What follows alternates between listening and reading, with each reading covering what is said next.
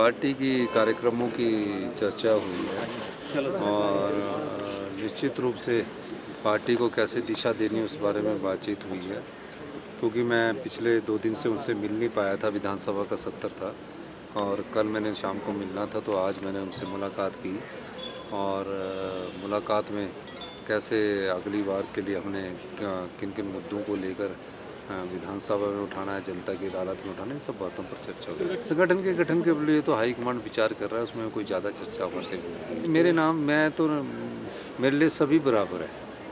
मेरे लिए कोई ऐसा नहीं है कि जो बराबर नहीं है। मेरा कोई अपना व्यक्ति कोई क्योंकि पार्टी में कोई अब विशेष गुट रहा नहीं है और सारी पार्टी कांग्रेस की विचारधारा के साथ चल रही है। भाजपा कहती कुछ और है और करती कुछ और है। नियम 67 के तहत प्रस्ताव भारतीय जनता पार्टी वाले लेके आए। हमारे विधायकों ने 130 के तहत ही आपदा का प्रस्ताव दिया हुआ था। मैं बार बार जोर करने के बाद मैंने अध्यक्ष महोदय से बात की कि नियम 67 पर चर्चा कर ली जाए।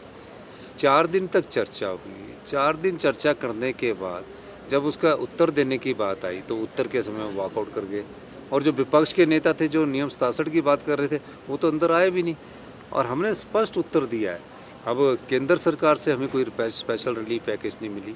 अपने रिसोर्सेज से हम लोगों की मदद कर रहे हैं। हम घर बनाने के लिए 7 लाख रुपया दे रहे हैं। घर में जो कपड़े और जो उनका सामान होता है, बिलोंगिंग्स होती है, उसके 70,000 रुपया दे रहे हैं। कच्चा घर टूट गया उसका 25,000 से 1 लाख रुपया दे रहे हैं। ऐसा पैकेज कहीं और नहीं मिल रहा है। जो पशुधन गया है उसमें 55,000 रुपया गाय का दे रहे हैं, भैंस का दे रहे हैं।